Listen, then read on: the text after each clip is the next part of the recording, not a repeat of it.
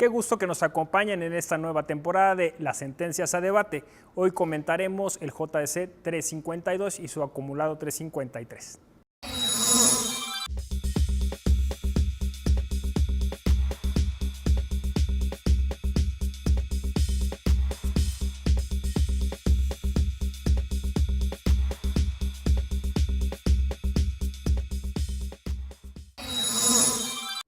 Pues ya están aquí en el estudio el licenciado Isaías Trejo, quien es secretario de Estudio y Cuenta de la ponencia del magistrado Felipe de la Mata y involucrado en la redacción de esta sentencia. Bienvenido. Qué gusto. Y el doctor Flavio Galván Rivera, quien fue magistrado presidente de esta sala superior en 2006 a 2007. Bienvenido. Mucho gusto y gracias por la invitación. Y pues esta interesante sentencia, que es el voto en prisión, el JDC 352 y su acumulado 353. Doctor, si quiere comenzar para explicarnos un poco sobre esta sentencia. Hombre, con mucho gusto. Ya que el tema, Isaías, es sentencias a debate, vamos a tratar de debatir un poco sobre estos temas. Y te sugiero, si te parece bien, que antes de entrar al fondo, que es sumamente importante, pero que en este caso creo que es secundario, que analicemos primero la procedibilidad del juicio o de los juicios, que es la parte sustancial del voto minoritario. La sentencia en sí misma fue un debate extraordinario. 4-3 pocas veces se logra. Así que, ¿qué te parece si platicamos sobre procedibilidad? Claro que sí. Yo estaba leyendo con mucho interés el voto particular de los tres magistrados disidentes del criterio mayoritario y me llamó mucho la atención porque, entre otras cosas, nos dicen la pretensión de los actores en el presente juicio era votar el 1 de julio del año 2018 y dicen no existe la posibilidad de restituirles los derechos vulnerados. Yo creo que tiene razón. La sentencia es del 20 de febrero del año 2019. La demanda se recibió en oficialía de partes, como se precisa aquí, el 1 de junio de 2018. La pretensión que los dos actores que se ostentan indígenas tzotziles, que privados de su libertad, en prisión preventiva, porque dicen que no han sido sentenciados, solicitan ejercer su derecho a votar. Me quedo por lo pronto en esa parte, petición y sentencia. ¿Qué te parece esa procedibilidad? ¿Fue correcta o no? Es un planteamiento muy interesante, maestro, pero yo difiero y además me parece que no es una cuestión secundaria el tema del fondo. Claro, es una cuestión también primordial el análisis de los requisitos de procedibilidad, pero difiero en cuanto a la inviabilidad de los efectos por la pretensión de los actores. Efectivamente, se trata de dos personas indígenas que están recluidas en un centro de readaptación local y ellos lo que plantearon en su demanda fue una pretensión de votar en las elecciones de 2018, pero dijeron de manera expresa que tampoco habían podido votar en las elecciones de 2012. En mi opinión, se entiende de la lectura integral del escrito de demanda que pretenden votar también en las demás elecciones. En mi opinión, se debe entender de esa manera. O sea, que lo que ellos pretenden es que se reconozca su derecho a votar aún cuando estén sujetos a prisión y su argumento toral tiene que ver con que no han sido sentenciados. Ellos mencionan que tienen 15 años en prisión preventiva. Entonces, en mi opinión, es una cuestión que tiene que ver con la garantía de un derecho y no solamente para 2018. El derecho a votar es un derecho esencialísimo que se debe garantizar y no me parece que sea correcto que se diga es que ellos querían solamente votar en 2018. Ahora, sí, claro. Está el asunto de la presunción de inocencia, está la cuestión del derecho internacional comparado, que también es interesante, y bueno, la postura del doctor Galván, que efectivamente sobre la procedibilidad es interesante. Doctor. A ver, el tema es mucho más sistemático y complejo. No he entrado al tema de presunción de inocencia, que nada tiene que ver para la procedibilidad. Ellos dijeron, no votamos en 2012 ni en 2006. Si vamos a suplencia de queja, cuidado, porque no votaron aparentemente en 2003, 2006, 2009, 2012, 2015 y quieren votar en 2018 según su demanda. Si vamos a entrar al tema de qué derecho ha sido violado y cuándo. Si ellos querían votar el 1 de julio de 2018, y así lo dicen en su demanda, página 14, al 20 de febrero de 2019, su derecho ya se había... Ya precluyó. No, sí, su derecho había sido agraviado de manera irreparable. Lo que vaya a pasar o pueda pasar en 2021, ¿quién nos asegura que en 2021 van a estar vivos? Pero además, el tema está en la Constitución. Las sentencias de fondo se tienen que dictar antes de que sea el acto que motiva la petición. Establece la Constitución dentro de los plazos electorales.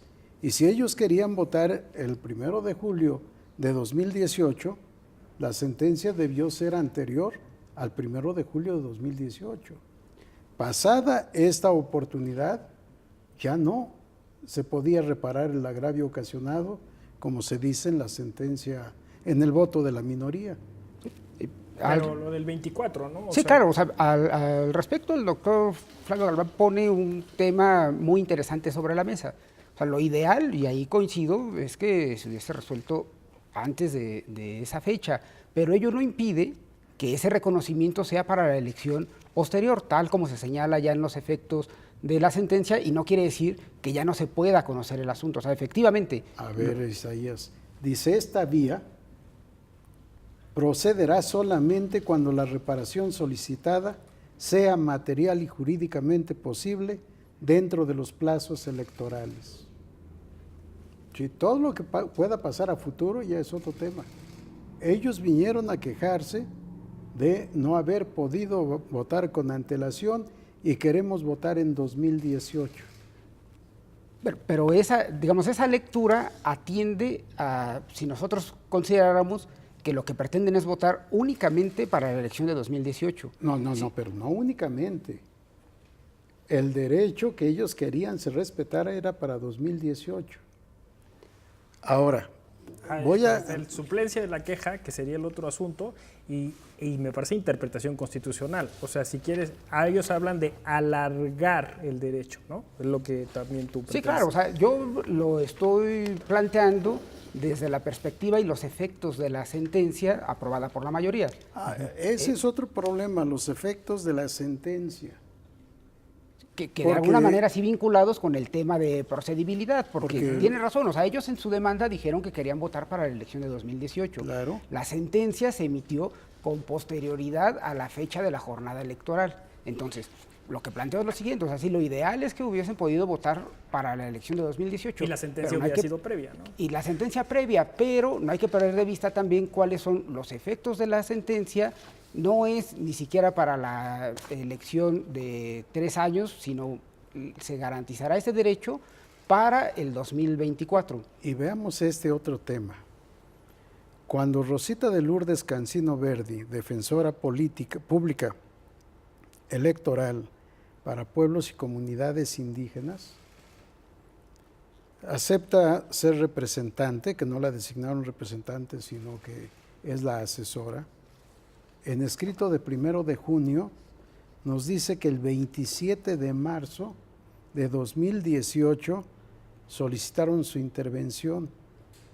Dejaron pasar 66 días antes de presentar la demanda. Y luego la sala asume competencia el 4 de junio y hasta el 20 de febrero del año siguiente dicta sentencia. Del 4 de junio al 30 de junio debió haberse resuelto el fondo. Pero vamos a dejar este tema de procedibilidad, que es importante. El otro tema es ¿cuál omisión? Porque los actores en su demanda dicen expresamente que no recurrieron al Instituto Nacional Electoral, sino que vinieron directamente a la Sala Superior a demandar la omisión del instituto. Preguntan los magistrados que firman el voto minoritario, ¿cuál omisión? Es un tema muy interesante, pero en mi opinión, ahí hay que resaltar una cuestión.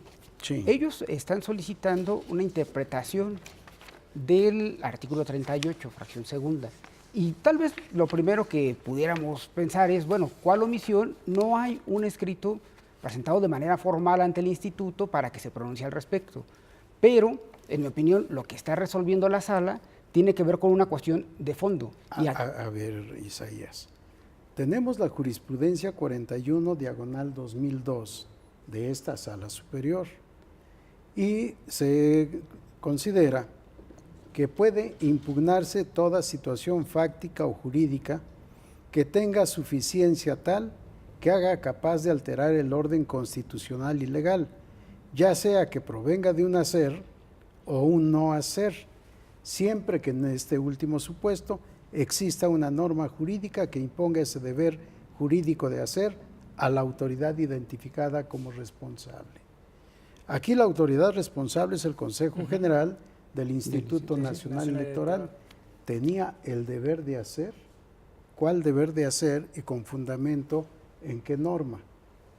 Ese deber se deriva precisamente de la interpretación que hace esta Sala Superior. A mí me gustaría precisar, el tema relacionado con la omisión, en mi opinión, es salvable por lo siguiente. Con la reforma reciente, digo reciente, hace 1 año y medio, al artículo 17 constitucional, en cuanto a evitar formalismos y resolver las cuestiones de fondo que se le plantean a los órganos jurisdiccionales.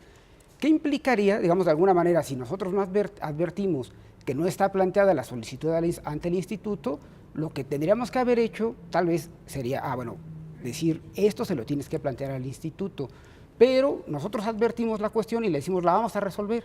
A mí me gustaría leer esa parte que se adicionó al artículo 17, dice, siempre que no se afecte la igualdad entre las partes, el debido proceso u otros derechos en los juicios o procedimientos seguidos en forma de juicio, las autoridades deberán privilegiar la solución del conflicto sobre los formalismos procedimentales. Y yo sé que no es cuestión menor el tema de la solicitud, pero a mí me parece que sí es una cuestión de formalismo si lo vemos desde la perspectiva que nos plantearon la cuestión las dos personas indígenas y al rendir su informe circunstanciado, el Instituto Nacional Electoral planteó cuáles eran las circunstancias ante esa pretensión de las dos personas indígenas. Entonces a mí me parece que ya estaba la controversia planteada ante la sala y no podíamos o no se podía evadir su solución. Si les parece, sí, vamos a hacer una pausa. Hay debate, por lo que veo, muy interesante. De hecho, estamos pensando también en cuál es el papel del Tribunal Electoral, cuál es el papel de la Sala Superior, si existe o no una interpretación garantista. Vamos a hablar sobre vulnerabilidad en grupos, sobre acceso a la justicia. Pero ¿les parece? Vamos a un corte y regresamos.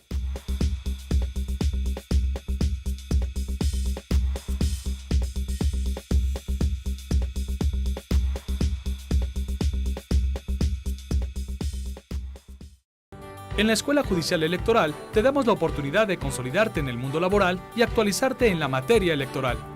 Aquí, los talleres, diplomados, la especialidad, maestrías y el doctorado son gratuitos. Contamos con modalidades presencial o a distancia y nuestras actividades cubren todo el territorio nacional. Escríbenos a eje@te.gov.mx. Tribunal Electoral del Poder Judicial de la Federación. Justicia que da certeza a la democracia.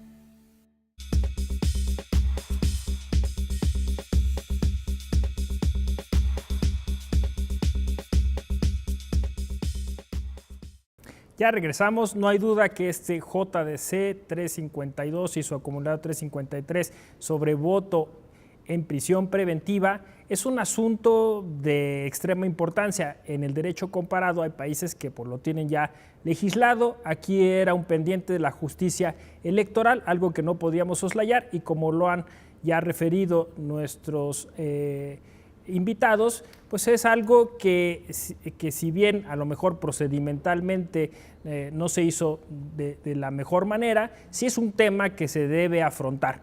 Y bueno, pues como hay debate, vamos a seguir con nuestros invitados. Doctor Galván. Voy rapidísimo porque son muchos temas de procedibilidad.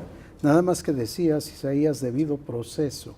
No puede haber debido proceso en donde no hay demandado porque no ha emitido el acto, en este caso negativo, omisivo, que se impugna. ¿Sí? Esto no es debido proceso. En todo caso, habría que tener oportunidad para contestar auténticamente la demanda. Pero vamos a dejar esta parte ahí. El interés jurídico es otro tema que también fue planteado en el voto de la minoría. Leo la parte introductoria de la demanda de Guadalupe Gómez Hernández.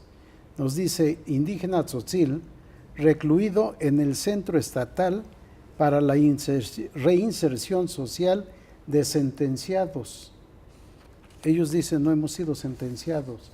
Entonces, ¿por qué estaban en un centro que no les corresponde de reinserción social de sentenciados?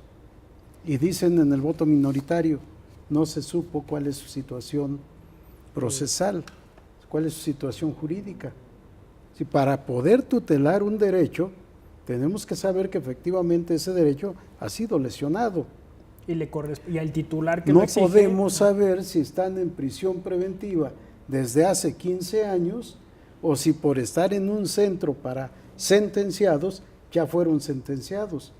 Para poder acreditar su interés jurídico había que precisar, acreditar su situación jurídica de prisión preventiva y no de sentenciados. Tampoco está. Y en el voto minoritario se hace valer este argumento. Sí, respecto a ese punto, en la sentencia sí se dice de manera clara que en autos no está controvertida la situación jurídica que manifiestan las dos personas en situación preventiva. Isaías, no es cosa de controversia. Los requisitos de procedibilidad, que en teoría general del proceso se denominan presupuestos procesales, son de estudio oficioso para el tribunal. Tiene el tribunal el deber para poder establecer el debido proceso. Si no, sí, no, estamos mal. Lo que se llama la personalidad procesal activa, ¿no? No, o sea, si era, sí. Pero si eran titulares o no, o sea, de ese derecho, ¿no? Sí. No, yo no cuestiono ese requisito de procedibilidad, sino más bien la circunstancia, la situación jurídica que ellos expresaron tener en su escrito de demanda, y al momento de rendir su informe circunstanciado, el Instituto Nacional Electoral nada dijo respecto a esa situación. No importa que lo diga o no lo diga, es deber del juez, del tribunal. Investigar.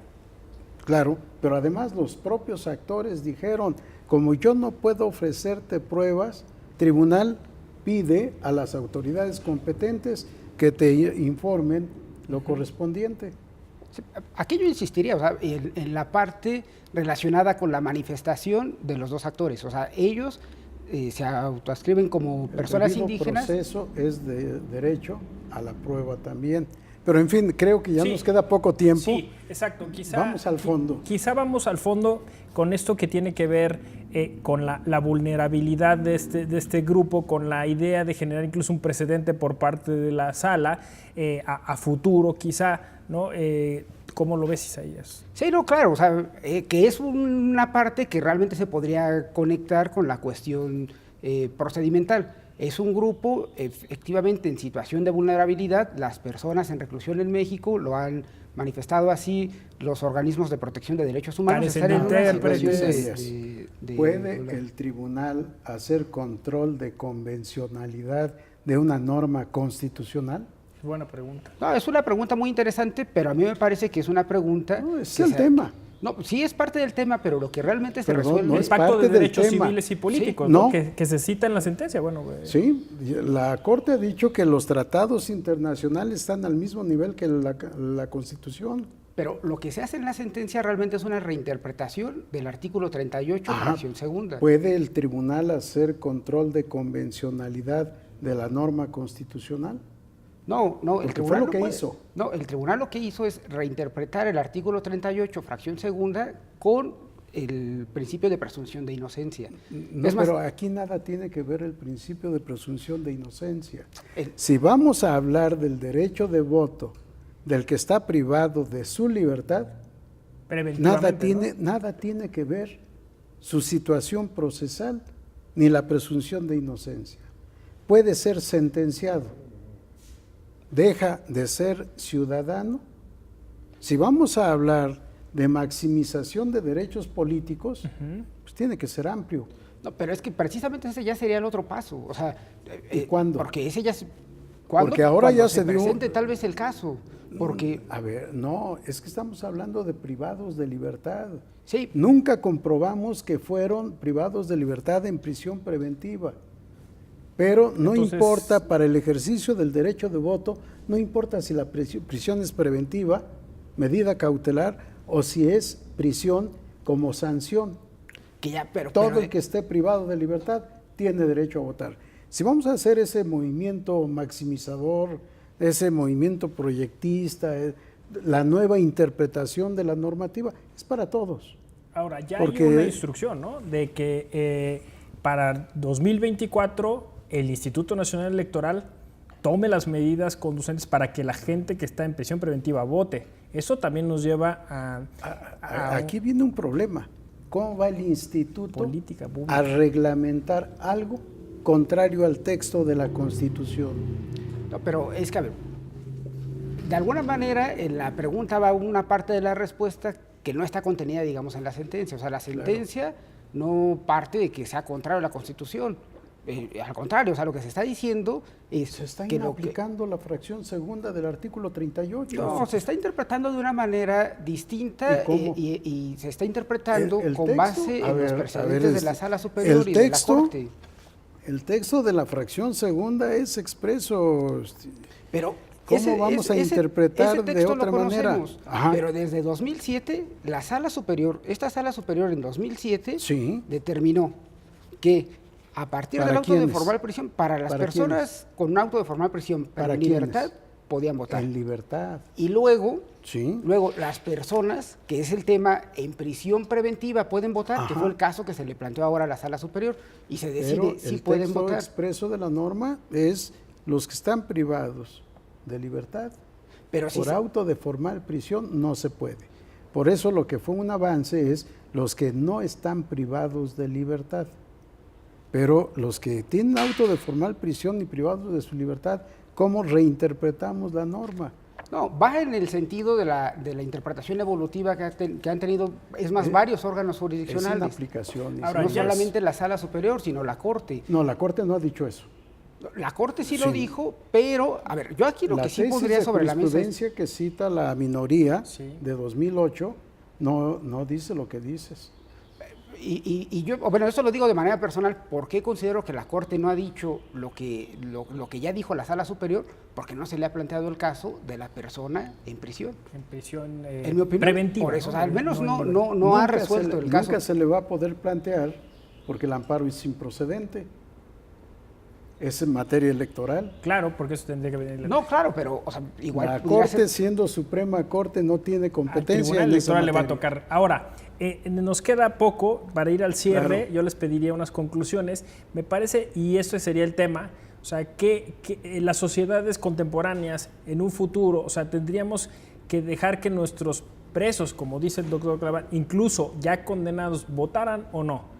O solo los que están en libertad, o consideraríamos a los de prisión preventiva. O sea, es decir, ¿qué se exige de una sociedad democrática moderna? Quizá un buen argumento también pudiera ser, pues la gente que delinquió no tiene interés político, o sea, ha atacado de alguna manera a la sociedad en otro concepto.